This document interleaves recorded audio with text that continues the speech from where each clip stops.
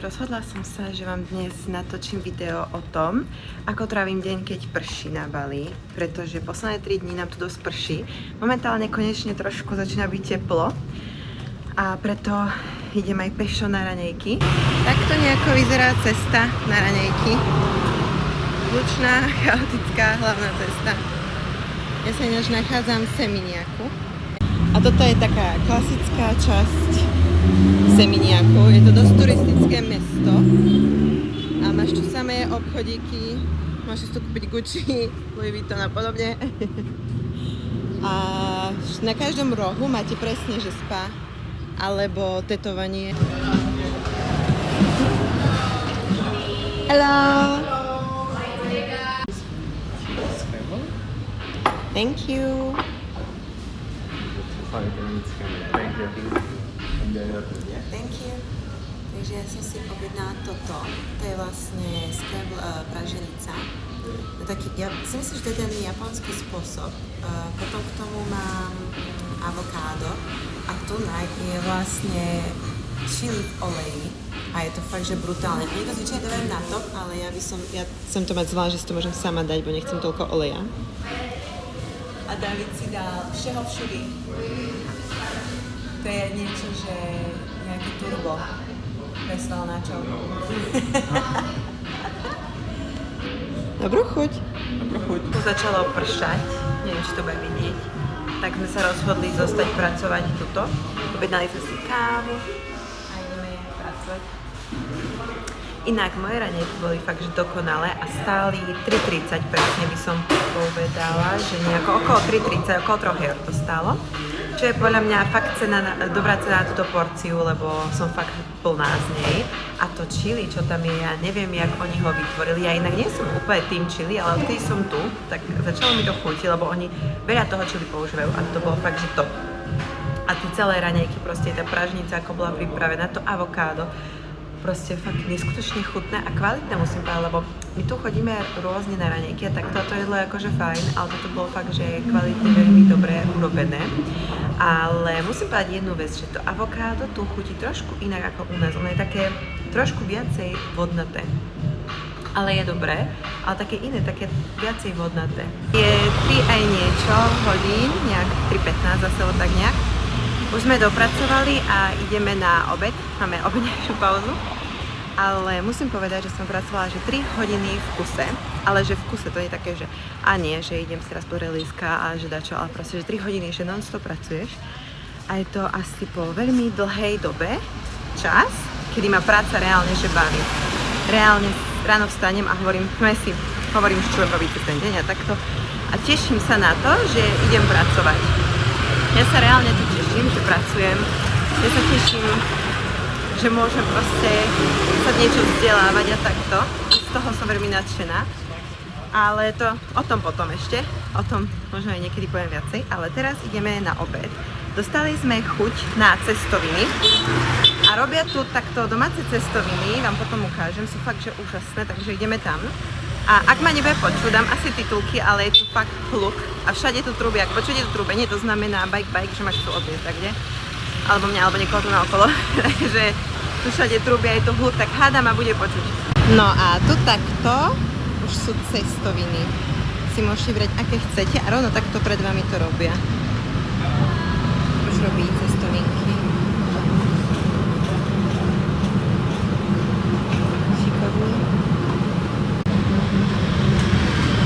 A už to ide.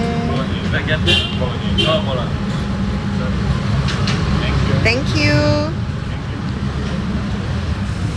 Takže ja som stala creamy mushrooms.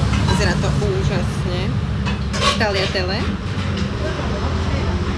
A tu sú bolognese.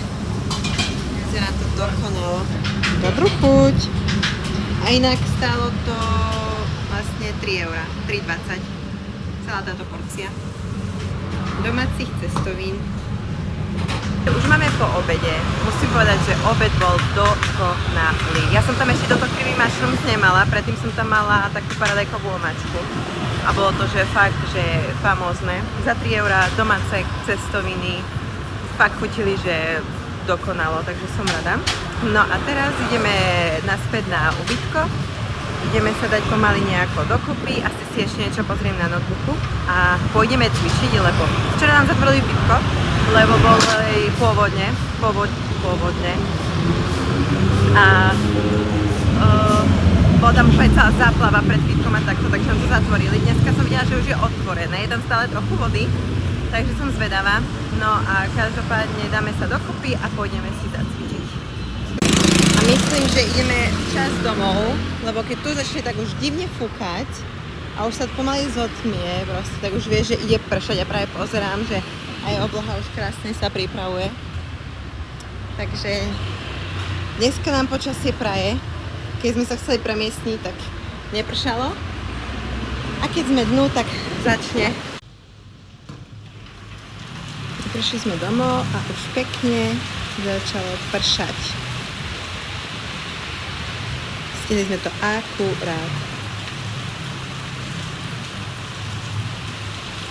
A teraz som pripravená makať.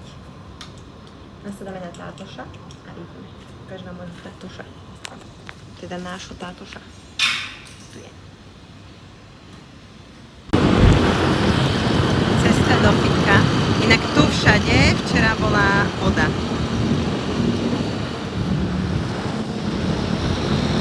Ešte to chce.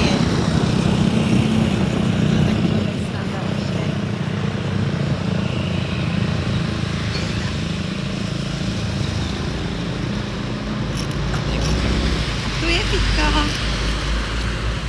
Konečne doma. Už mám na dnes docvičené, momentálne som v hornej časti fitka. Je taký kľud. Zvyčajne tu robím, že stojky, mostíky a takéto veci. Začalo ma to viacej baviť a zaujímať, takže zvyčajne po tréningu prídem a skúšam nejaké veci tuto a urobím si stretching.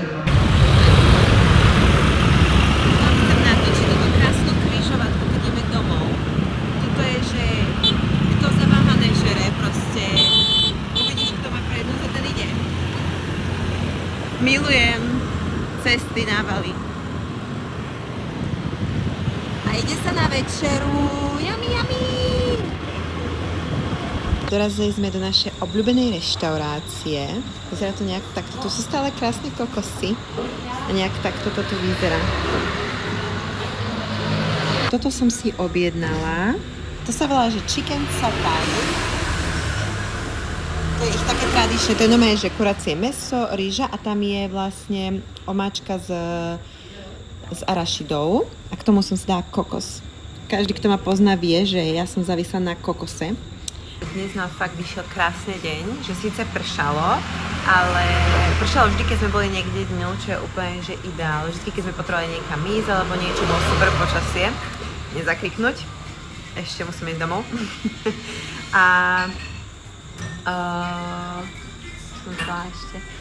Boli sme dneska tankovať a potom vám to ukážem v ďalšom videu, ako to vyzerá, ceca to je proste len nádoba a oni majú to tak primitívne, ale čo som chcela povedať je, že sme platili 2,50 za natankovanie celej motorky, čo je úplne až nepochopiteľná cena.